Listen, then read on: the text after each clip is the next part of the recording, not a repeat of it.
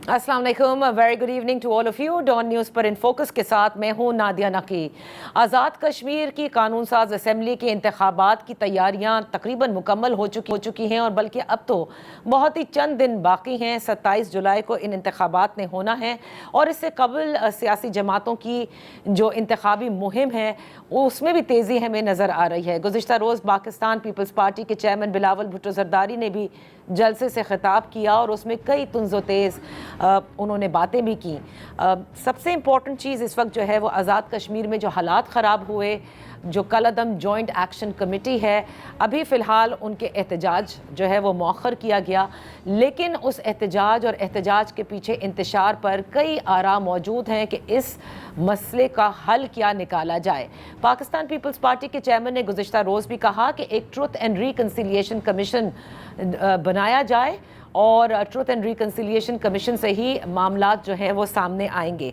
दूसरी जानिब अगर पाकिस्तान मुस्लिम लीग नून का जिक्र करूं तो मरियम नवाज साहिबा सीएम पंजाब, उन्होंने भी हाथ जोड़ करके आज़ाद कश्मीर के अवाम से कहा है कि मुस्लिम लीग नून को वोट दें, क्योंकि वो कहती हैं कि ऐसी जमातों को वोट न दिया जाए जहां कोई परफॉर्मेंस नहीं है, जहां उन्हें अवाम की परवाह नहीं है या जहां मुजरिमाना गफलत अवाम के साथ बरती गई। गोया कि उनका इशारा भी इस वक्त की जो वहाँ हुकूमत जो कि पाकिस्तान पीपल्स पार्टी के पास है, शायद उसी की तरफ उन्होंने भी इशारा किया है। अब देखना यह है कि आज़ाद कश्मीर के हवाले से ये भी बताया जा रहा है कि मियाँ मोहम्मद नवाज शरीफ भी जल्द दौरा करने को हैं, जहाँ पे वो इंतखाबी रैली से खिताब भी करेंगे, मुजफ्फराबाद में भी और मीरपुर में भी। ये कांटेदार मुकाबला कैसे होगा, लेकिन इससे ज़्यादा इम्पॉर्टेंट ये है कि वो जो कलअदम जॉइंट एक्शन कमेटी है उसके जो मामलात हैं या जो एहतजाज है या एहतजाज के पीछे छुपा इंतशार है, इसका हल क्या निकाला जाएगा। इस पर बात करने के लिए हमारे साथ इन फोकस हैं वज़ीर आज़म के मुशीर हैं सियासी उमूर पर राना सनाउल्लाह साहब, सेनेटर हैं। बेहद शुक्रिया for joining us. Pakistan Muslim league नून के सीनियर रहनुमा राना साहब, पाकिस्तान पीपल्स पार्टी के चेयरमैन ने तो कह दिया है कि ट्रुथ एंड रिकन्सिलिएशन कमीशन बनाया जाए और उनका इशारा एक तरह से वफाक की जानिब भी था कि मामलात जो आज़ाद कश्मीर में ख़राब हुए उसकी कुछ जिम्मेदारी वफाक पर भी आयद होती है। देखिए, ये उनकी राय है जिससे हम बिल्कुल मुत्फिक नहीं है, क्योंकि इस किस्म की जो है वो राय का इजहार जो है वो लोग करते रहते हैं। कहने वाले तो ये भी कहते हैं कि पीपल्स पार्टी ने जो आज़ाद कश्मीर के वज़ीर आज़म चौधरी अनवारुल हक साहब थे, जब उनके खिलाफ अदम एतमाद हुआ और उनकी हुकूमत ख़त्म हुई तो उस वक्त वहाँ पे एक अमूमी राय ये थी कि इंतखाब में जाया जाए और इलेक्शन करवाने के बाद फ्रेश मैंडेट लेके जो है वो आज़ाद कश्मीर में हुकूमत जो है वो कायम हो। लेकिन पीपल्स पार्टी ने फैसला किया कि जी नहीं, जो कुछ 6-8 माह रहते हैं हम तो ये नहीं छोड़ेंगे और हम हुकूमत करेंगे। सही। तो अगर ये फैसला ना होता तो उस वक्त एक्शन कमेटी से मुज़ाकरात कामयाब हो चुके थे और कामयाब होने के बाद जो है वो उनका एहतजाज और लॉन्ग मार्च ख़त्म हो चुका था। सही। और जो अनवारुल हक हुकूमत है वो इतनी अनपॉपुलर थी कि उसकी अनपॉपुलैरिटी की वजह से ही वहाँ पे ये एक्शन कमेटी का जो है फिनोमेना जो है ये उभरा। अच्छा। तो उसका हल ही ये था कि उन मुज़ाकरात के बाद फौरी तौर पे हुकूमत जो है वो रिजाइन करे और इलेक्शन हो।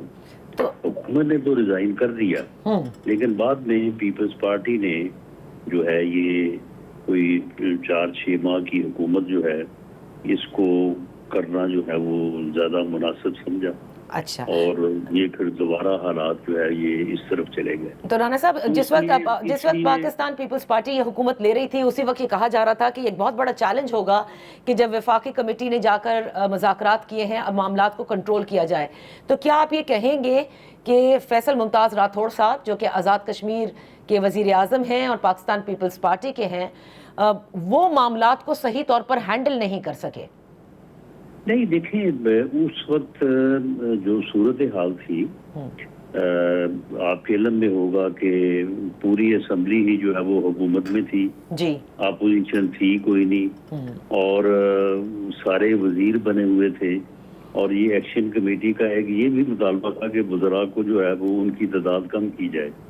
تو ایسی صورتحال تھی. تو پھر یہی جو ہے وہ اس وقت ایک سیاسی اور وائز رائے یہ تھی کہ اس حکومت کو ختم کر کے تو فریش الیکشن کروائے جائیں. تو بات تو یہ بھی کی جا سکتی ہے کہ جی یہ فیصلہ جو ہے پیپلز پارٹی کا، تو اس کی وجہ سے جو ہے یہ دوبارہ کوئی ہمیں 7-8 ماہ بعد یہ صورتحال دیکھنی پڑی ہے. لیکن ہم سمجھتے ہیں کہ اور P M L N on record ہے کہ اس وقت ہم نے نہ صرف یہ مطالبہ کیا بلکہ حکومت میں شامل ہونے سے انکار کر دیا. صحیح. اور ہم اس حکومت میں جو وزیر اعظم فیصل راٹھور صاحب کی ہے اس میں ہم حصہ نہیں ہیں، حالانکہ اس سے پہلے سارے ہی حکومت میں شامل تھے. صحیح. تو یہ جو ہے یہ تو پھر الزام اور جواب برائے جواب کی بات ہے. اوکے. تو یہ ایک میں نہیں سمجھتا کہ یہ کوئی مناسب بات ہے، اور اس میں اس کے بغیر بھی بہتر طور پہ الیکشن سپیچ ہو سکتی ہے، الیکشن لڑا جا سکتا ہے. تو اس لیے میرا تو مشورہ بلاول بھٹو زرداری صاحب کو یہی ہوگا کہ وہ اس قسم کے متنازع امور جو ہیں اس کے اوپر جتنا کم اظہار خیال کریں وہی بہتر ہوگا. آپ تو ابھی صرف پہلی بات پر ہی کہہ رہے ہیں. اسی جلسے کے اندر بلاول بھٹو زرداری صاحب نے ریاست پاکستان کو بھی کہا ہے کہ جب ریاست پاکستان امریکہ اور ایران کے درمیان مذاکرات کرا سکتی ہے، آبنائے ہرموز کھلوا سکتی ہے، تو ہی وینٹ آن ٹو سے کہ آزاد میرا کشمیر بند پڑا ہے اسے کھلوا دیں. کیا مراد ہے؟ کیا یہ تاثر ہے کہ ریاست پاکستان کھلوا سکتی ہے اور کھلوا نہیں رہی آزاد کشمیر؟ نہیں، دیکھیں آزاد کشمیر اگر وہاں پہ ان کا اشارہ اس طرف تھا کہ وہ وہاں پہ نیٹ سروسز وغیرہ جو ہے وہ عارضی طور پہ معطل کی گئی ہیں، کیونکہ اس سے پھر یہ فسادی لوگ جو ہیں یا احتجاج میں شامل لوگ جو ہیں یہ اس قسم کی افواہ سازی اور اس قسم کی جو ہے وہ تصاویر جو ہے وہ شیئر کرتے ہیں جو کہ ابہام اور جو ہے وہ پینک پھیلاتی ہیں. آپ کے علم میں ہوگا کہ انہوں نے ایک ویڈیو وائرل کی تھی جس پہ اے آئی کے تحت انہوں نے بہت ساری ڈیڈ باڈیز دکھائیں اور ایسے جو ہے وہ پراپیگنڈا کیا کہ جی وہاں پہ پتہ نہیں کتنا جو ہے وہ وہاں پہ فساد ہو گیا ہے اور وہاں پہ بہت بڑی جو ہے وہ کیجویلٹیز ہو گئی ہیں. اور اس کے بعد پھر اسی ویڈیو کا بعد پتہ چلا کہ جب وہ ویڈیو جو ہے وہ یعنی شوٹ ہو گئی تو اس کے بعد پھر انہی ڈیڈ باڈیز کو کہا گیا کہ آپ اٹھ جائیں، تو وہ ساری ڈیڈ باڈیز اٹھ کے جو ہے وہ کھڑی ہو گئی. تو یہ پھر اس قسم کی کیونکہ سوشل میڈیا کے اوپر جو ہے وہ چیزوں کا جو ہے وہ اندازہ ہوتا ہے، تو اس لیے عارضی طور پہ بعض جگہوں پہ نیٹ سروسز جو ہے وہ بند کی گئی ہیں. لیکن یہی تو گلا ہے. بلاول صاحب کہتے ہیں کہ یہ پرانی ذہنیت ہے. بلاول صاحب جو ہے وہ اس کو ایک غلط انداز سے جو ہے وہ انہوں نے جو ہے وہ اس کو جو ہے وہ انہوں نے پیش کیا ہے. حالانکہ اس قسم کی کوئی بات نہیں ہے. کشمیر بند نہیں ہے. کشمیر میں ابھی کل کشمیر سے ہی آیا ہوں، صبح میں پھر جا رہا ہوں، لوگ آ رہے ہیں جا رہے ہیں، بالکل معمول کے مطابق وہاں پہ زندگی رواں دواں ہے. صحیح. اور جو کینڈیڈیٹس ہیں یہ جلسہ کہاں سے کر لیا؟ جلسے میں لوگ کس طرح سے آ گئے اگر کشمیر بند ہے تو یہ بلاول صاحب کا جلسہ جو ہے یہ میڈیا پہ بھی جو ہے وہ دکھایا گیا. رائٹ، بالکل صحیح. یہ بات تو ان کی اپنے اس عمل سے ہی جو ہے وہ متصادم ہے. اچھا، تو رانا صاحب جو اصل مسئلہ ہے وہ سارے مسائل جو ہیں وہ آپ لوگوں نے جب پورے بات چیت ہوئی تھی جو کالعدم جوائنٹ ایکشن کمیٹی ہے اس میں صرف ایک ہی مسئلہ رہ گیا تھا، وہ مہاجرین کی نشست کا ہی ہے. اس کے علاوہ اور کوئی مسئلہ نہیں ہے کیونکہ وہ سب آپ لوگوں نے ریزالو کر دیے تھے. اب یہ جو مسئلہ ہے ریزالو کر دیے تھے اور یہ مسئلہ بھی نہیں تھا. یہ مسئلہ جو ہے یہ ہم نے ان سے یہ عرض کیا تھا کہ بھئی یہ مسئلہ کسی بند کمرے میں بیٹھ کے کسی دھرنے میں کسی جلسے میں کسی جلوس میں کسی لانگ مارچ میں یہ ڈسکس نہیں ہو سکتا. صحیح. یہ آئینی اور قانونی معاملہ ہے, یہ لیجسلیٹو اسمبلی میں حل ہونا ہے. یہ اختیار جو ہے یہ لیجسلیٹو اسمبلی کے پاس ہے. تو آئیں اسمبلی میں لے چلتے ہیں, یا الیکشن ہونے جا رہا ہے, جو فریش مینڈیٹ کے ساتھ اسمبلی آئے گی وہ جو چاہے فیصلہ کرے. اب اپنے جو ہے وہ لوگوں کی امنگوں اور ان کی جو ہے وہ رائے کے مطابق. رائٹ. تو یہ جو مہاجرین کی سیٹوں کا مسئلہ ہے یہ تو تحریک آزادی جموں کشمیر کی بنیاد ہے. اگر آپ ان لوگوں کو اگر آپ ووٹ کے حق سے محروم کر دیں گے تو پھر وہ جس پلیبسٹ کے لیے آپ نے 78 سال سے آپ جدوجہد کر رہے ہیں اور لاکھوں لوگوں نے جو ہے وہ اپنی جو ہے وہ جانیں قربان کی ہیں, شہادتیں ہوئی ہیں, تو وہ پھر جدوجہد کہاں جائے گی؟ اگر آپ نے ہی ان کو یعنی اپنے جو ہے وہ اس صواب رائے سے یا حق رائے دہی سے ان کو محروم کر دیا. تو یہ ایک بڑا کمپلیکیٹڈ اور کانسٹیٹیوشنل ریلیٹڈ مسئلہ ہے. یہ اسمبلی میں ڈیبیٹ ہو سکتا ہے, یہ کسی دھرنے یا کسی لانگ مارچ میں تو نہیں اس کو حل کیا جا سکتا. اچھا, جو اسمبلی میں ڈیبیٹ کا آپ نے کہا, درست فرمایا کہ یہ تو پھر آئین کے اندر ان کی تبدیلی ہونی ہوگی اور ظاہر ہے کہ وہاں کی لیجسلیٹو اسمبلی نے اس پر کام کرنا ہوگا. لیکن ساتھ ہی اسی کالعدم کمیٹی نے اور مولانا فضل الرحمان صاحب کی جماعت کے تمام سینئر رہنما کہتے ہیں کہ مستقل ان ٹچ تھے مولانا فضل الرحمان سے, وہ ثالث کا کردار ادا کرنے کے لیے ان سے کہہ رہے تھے. مولانا صاحب بھی آفر نے کیا, لیکن حکومت سے جب پوچھیں تو وہ پیچھے مڑ کر دیکھتی ہے, کوئی جواب نہیں دیتی. تو کیا حکومت نہیں چاہتی تھی کہ مولانا فضل الرحمان صاحب اس مسئلے کے حل کے لیے بطور ثالث اپنا کردار ادا کریں؟ نہیں, دیکھیں مولانا صاحب کے ساتھ انہوں نے رابطہ کیا تھا اور بمطابق مولانا صاحب, آپ مولانا صاحب کی وہ اسپیچ جو انہوں نے کی وہ سن لیں.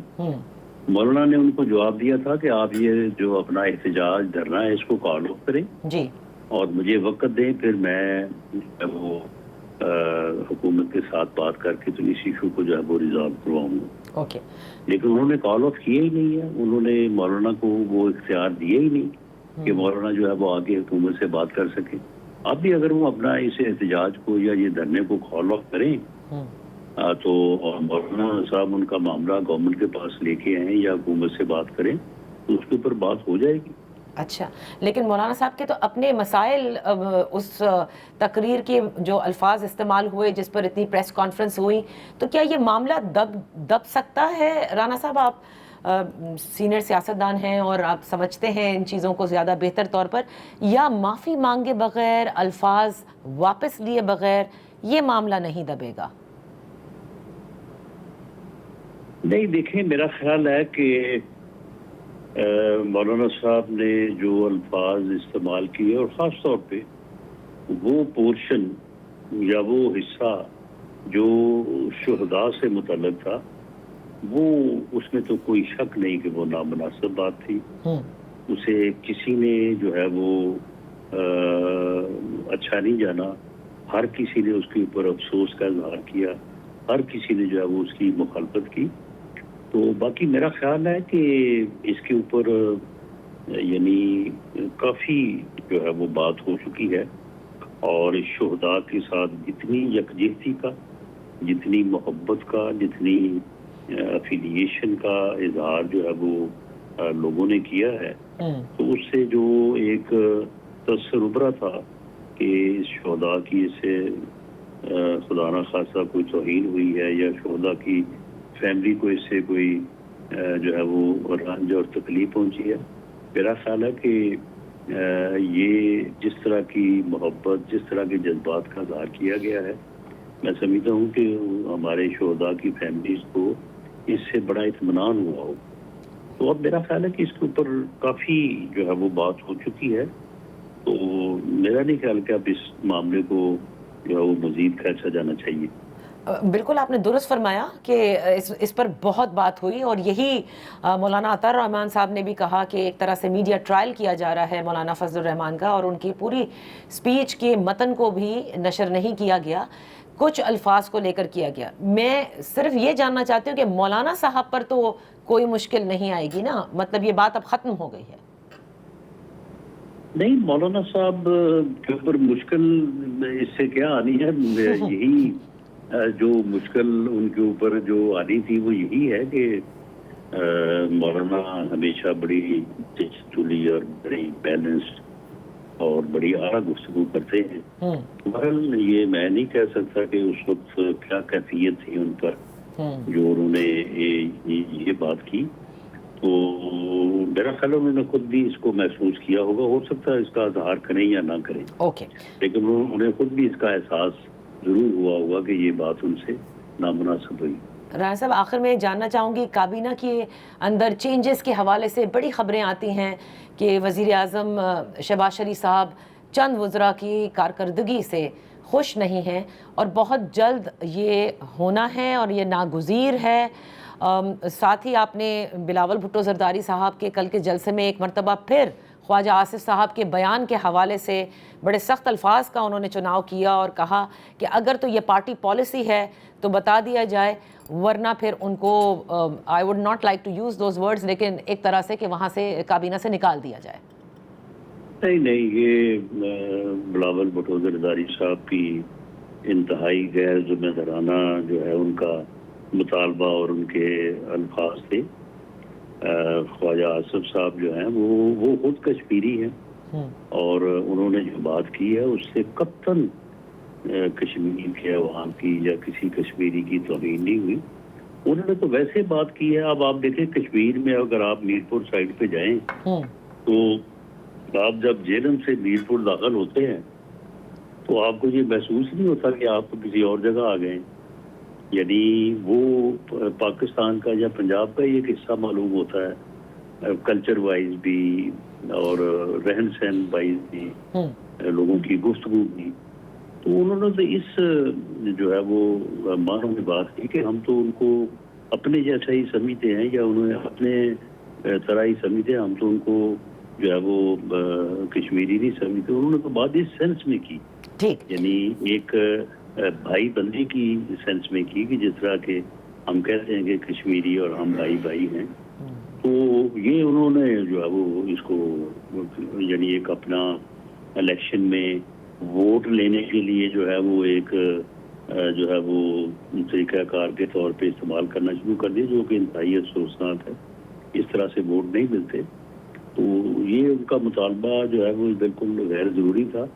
اور وزیر اعظم کابینہ میں تبدیلی سے متعلق کوئی تجویز ان کی زیر غور نہیں ہے۔ باقی باقی وزراء کی کارکردگی کا جہاں تک تعلق ہے تو اس کے اوپر تو ٹھیک ہے، وزیر اعظم حساب لیتے رہتے ہیں، اور بعض اوقات اگر کسی بھی کارکردگی تھوڑی جو ہے وہ بلو ہو تو اس کے اوپر ناراضگی کا اظہار بھی کر دیتے ہیں، صحیح، لیکن یہ ان کا پروگیٹو ہے۔ چلے پھر تو سب کی سیٹ پکی ہے اس کابینہ میں فی الحال کے لیے۔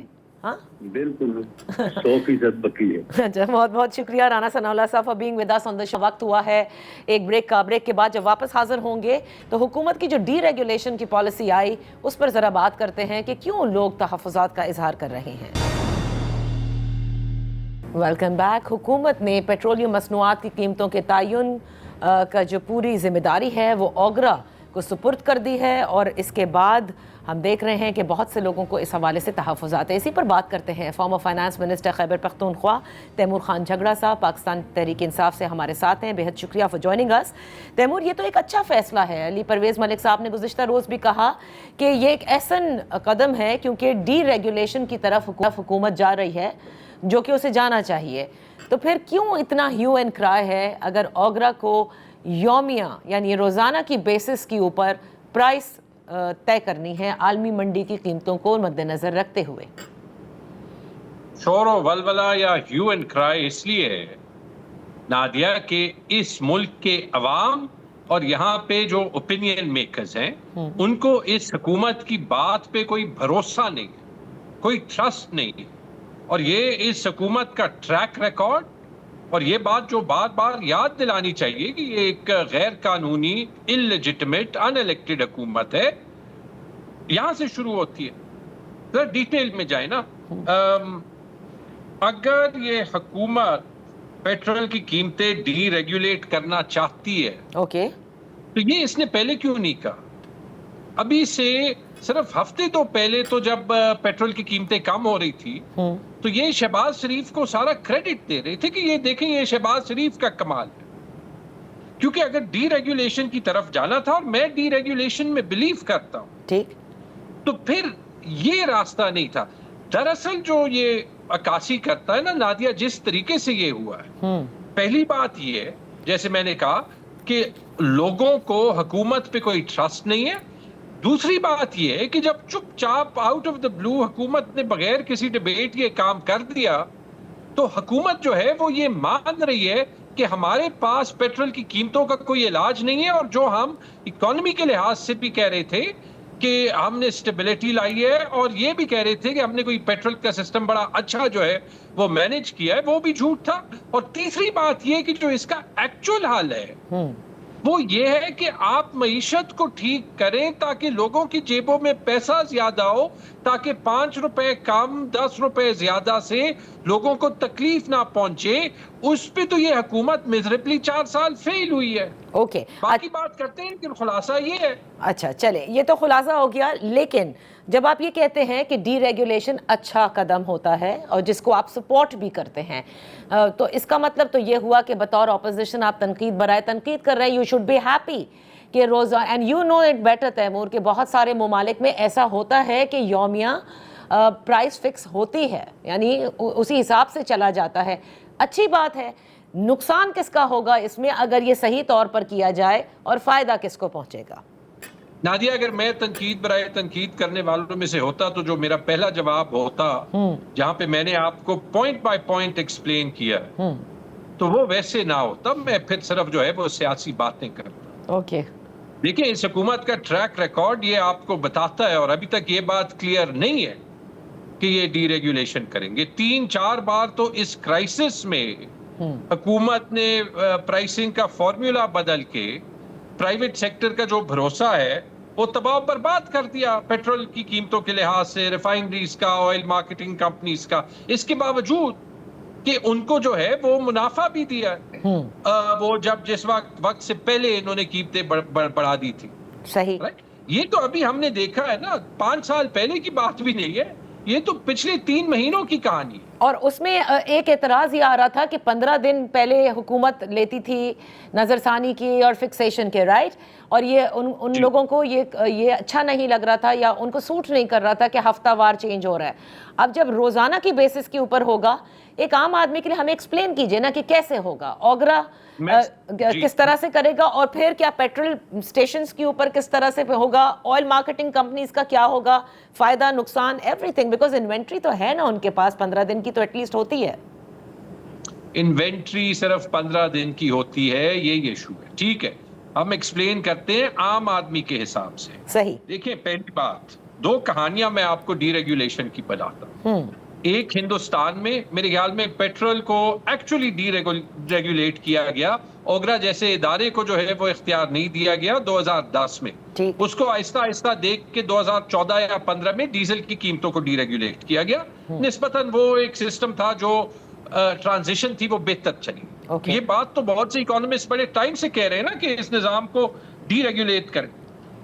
دوسرا لے لیں کہ یہ اوور نائٹ بغیر سوچے سمجھے فیصلے، میں آپ کو اس کی 2 مثالیں دیتا ہوں. ایک پاکستان میں ابھی آپ نے دیکھا کہ ورلڈ بینک IMF کے کہنے پہ بغیر سوچے سمجھے بغیر نیت کے جب گندم کے نظام کو ڈی ریگولیٹ کیا تو ابھی آپ دیکھ رہے ہیں کہ گندم کا کیا حال ہے. شارٹیجز ہیں، امپورٹس چاہیے، کسانوں کا کیا حال ہوا، انٹر پروونشل موومنٹ کا کیا حال ہے، جن کمپنیوں کو ٹھیکہ دیا گیا تھا کیا حال ہے. تو مجھے یہ بتا دے جہاں پہ کمپنیز کو بھروسہ نہیں ہوگا، جب گندم میں یہ حکومت فیل ہو گئی ہے تو پیٹرول اور ڈیزل کی قیمتوں میں کیوں کامیاب ہوگی، یا میں کیوں مانوں. اسی طرح آپ ایک مثال دیکھ لیں کہ جب ایک ملک نے بغیر سوچے سمجھے یہ کیا تھا، نائجیریا کی مثال ہے، اور انہوں نے شاید 2-3 سال پہلے ہی کیا تھا، تو وہاں پہ اسکائی راکٹنگ انفلیشن آ گئی تھی. اچھا، ٹھیک ہے جی. تو میں یہی تو کہہ رہا ہوں نا, انہوں نے سوچا ہے. اگر سوچا ہوتا تو یہ ڈی ریگولیشن کی ڈیبیٹ 5-6 مہینوں سے چلتی. اب 4-5 چیزیں. سب سے ضروری بات اگر ہمیں پچھلے 5-6 مہینوں میں ایک چیز ریئلائز کرنی چاہیے تھی, وہ یہ تھی کہ ہم اپنے پیٹرول کے ریزروز میڈیم ٹرم میں, لانگ ٹرم میں, لیکن شارٹ ٹرم میں بھی کیسے زیادہ کریں. یہ جو قدم ابھی حکومت نے لیا ہے, یہ 2 وجوہات سے لیا. پہلی وجہ یہ کہ جس دن وہ میں نے دیکھا آج سے 1-2 دن پہلے ڈان میں ہی آیا تھا کہ ہمارے پاس صرف 14 دن کے ریزروز رہ گئے. یہ جنگ ہو گئی ہے, اس سے ہم نے کچھ نہیں سیکھا. اس وقت تو کہہ رہے تھے 30 دن کے ریزرو تھے, ابھی 14 دن کے ریزرو ہو گئے. اسی دن میں سمجھ گیا کہ کل پیٹرول جو ہے وہ گاڑی میں ٹائم پہ جو ہے وہ بھر دینی چاہیے, کیونکہ رات کو بم کا دھماکہ جو ہے وہ پیٹرول کی قیمتوں کے طور پہ آنے لگا. تو حکومت یہ چاہتی ہے کہ جتنے ہم ذلیل ہو رہے ہیں وہ ذلالت ہمیں فیس نہ کریں, ہم اوگرا کو سامنے کر دیتے ہیں. یہ پرائسز میں ٹیمپرنگ ابھی بھی کریں گے. دوسری وجہ نادیہ یہ ہے کہ یہ فیل ہو گئے ہیں اسٹریٹجک ریزروز بلڈ کرنے میں. مجھے بتا دیں, انہوں نے ایک بار کہہ دیا کہ ہم جی کوئی لانگ ٹرم اسٹریٹجک ریزروز بنائیں گے, ہم یہ باقی ملکوں کو جو ہے وہ انوائٹ کریں گے کہ جی بانڈڈ ویئر ہاؤسز یا پتہ نہیں کیا کیا بنائیں. تو لمبا قصہ ہے. یہ میڈیم ٹرم میں آپ کیا کریں گے, شارٹ ٹرم میں آپ کیا کریں گے. ایران کے لیے آپ نے اتنا کچھ کیا, اس جنگ میں اتنا کچھ کیا. سب سے پہلے تو یہ ڈیل کرتے کہ جی ہمیں جو ہے وہ اپنے ریزروز 15 دن سے 30 دن پہ بڑھانی, وہ ہمیں سٹاک پہنچائے اسٹریٹس آف ہارموز سے بھی, ایران سے بھی.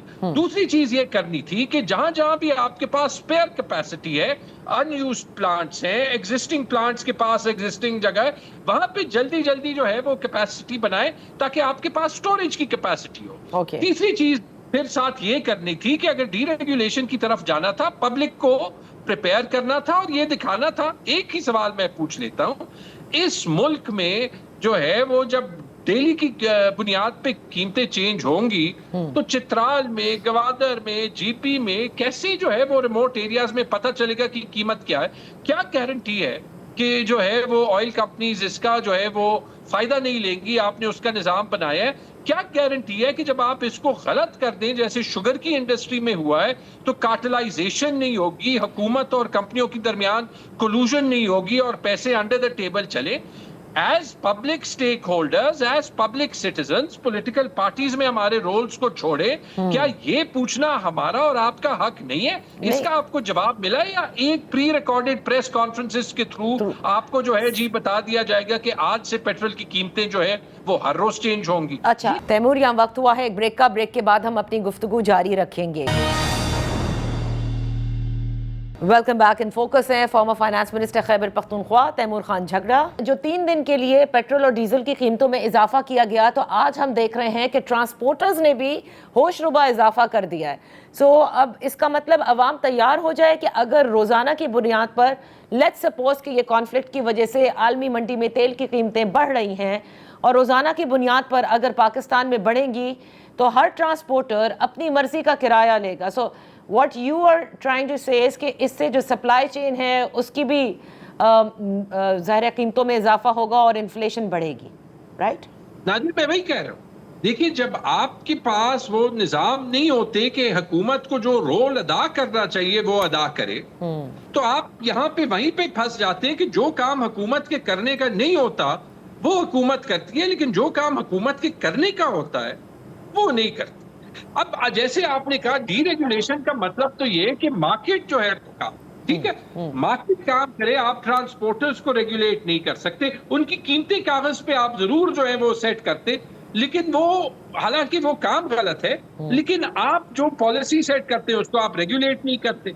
ٹھیک ہے جی, آپ آئل کمپنیز کو جو ہے وہ کیسے ریگولیٹ کریں گے اور آپ ان کی کانفیڈنس کیسے بڑھائیں گے؟ اس کا کوئی جواب نہیں ہے, لٹرلی کوئی جواب نہیں ہے. تو یہ اگر یہ جنگ چلی, آپ لکھ لیں کہ ود ان ویکس یہ نظام پہ ایک ریورس گیئر جو ہے وہ حکومت لگائے گی, کیونکہ نہ یہ پریپیئرڈ ہے نہ انہوں نے سوچا ہے. یہ صرف جو ہے وہ یہ کل والی جو پرائس انکریز ہے اس کا امپیکٹ جو ہے کسی اور پہ ڈالنے کے لیے جو ہے وہ انہوں نے یہ کام جلدی جلدی اناؤنس کر دیا. لیکن نادیہ, جیسے جو ہے وہ کیبنٹ ری شفل سے نہ ایک لیجٹمیٹ حکومت لیجٹمیٹ بن سکتی ہے اور نہ ایک انکمپیٹنٹ حکومت کمپیٹنٹ بن سکتی ہے. ایسے ہی ڈی ریگولیشن کا نام استعمال کر کے آپ ڈی ریگولیشن کرنے کی نیت رکھتے ہیں اور نہ آپ میں صلاحیت ہے کرنے کی. اچھا خیر، رانا ثناء اللہ صاحب آپ کے آنے سے قبل یہ کہہ چکے ہیں کہ سب کی سیٹیں پکی ہیں، کیبنٹ میں کوئی ری شفلنگ نہیں ہو رہی. اب لاسٹلی تیمور، فارم 47 پہ یا فارم 45 پہ؟ اچھا یہ تو اب آپ وہی ان سے پوچھ سکتے ہیں، میری تو اتنی ہمت نہیں ہے کچھ کہنے کی. تیمور، اب آخری سوال کی طرف آتی ہوں. پیٹرول پمپ کی جو ایسوسیشنز ہیں، جو مالکان ہیں، وہ ان کے شدید تحفظات ہیں اور وہ یہ کہہ رہے ہیں کہ اس فیصلے پر وہ نہیں چل سکتے. So coming down from the oil marketing companies down to a petrol station, جو مالکان ہیں پیٹرول پمپس کے، ان کو کیا زیادہ نقصان ہوگا؟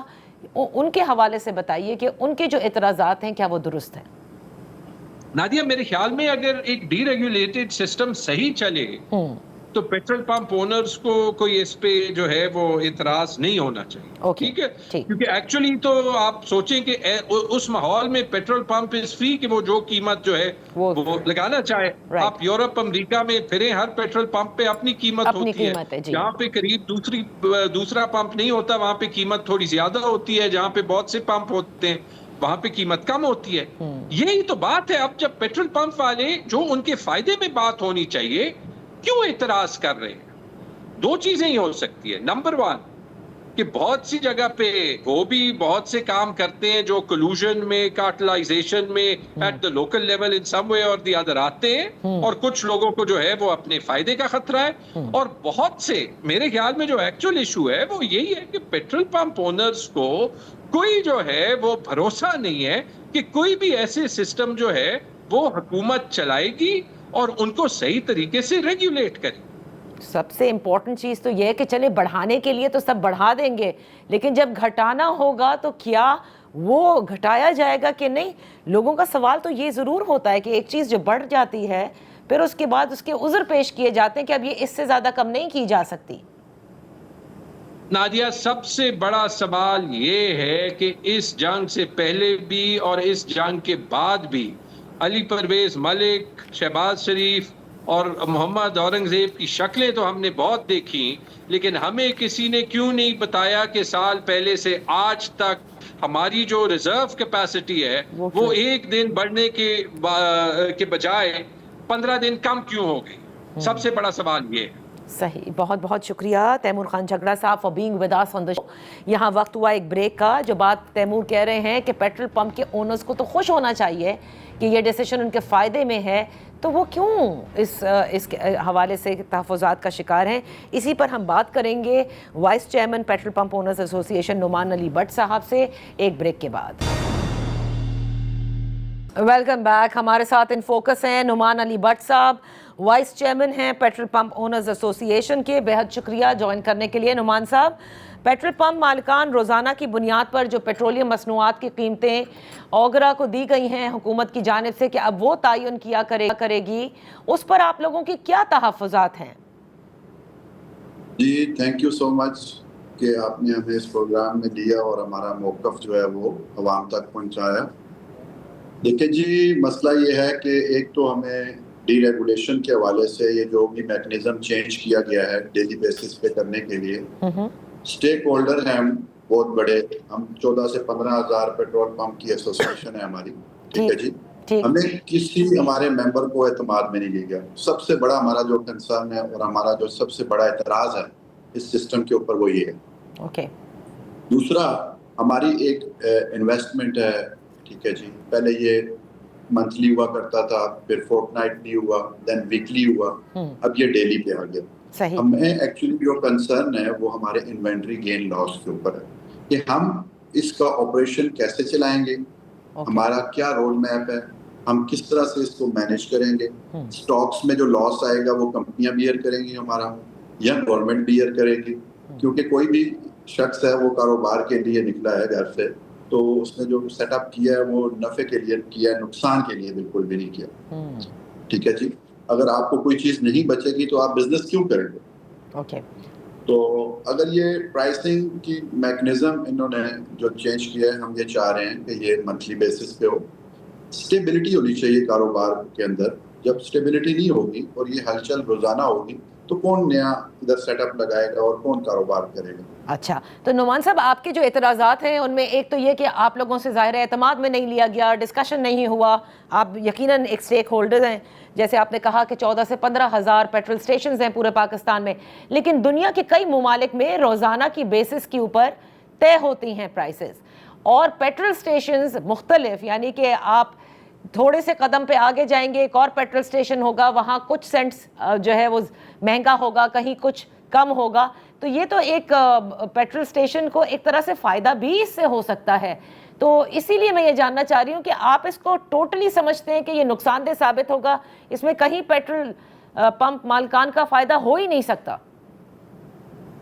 جی آپ جو باہر کے کنٹریز کی بات کر رہی ہیں میں آپ کو تھوڑا سا بتا دیتا ہوں، کیونکہ ہم پیٹرولیم سے وابستہ ہیں. تو ادھر ایسے ہوتا ہے کہ جو پمپ مالک ہے اس کو اوپن کیا گیا ہے، وہ لائسنس اس کے نام پہ ہے، اس کو پروڈکٹ لانے کی اجازت ہے. ہم بھی یہی کہتے ہیں اگر آپ کو بہت شوق ہے ڈی ریگولیشن کرنے کا تو آپ کریں، لیکن ہمیں بتائیں کس طرح سے کرنی ہے.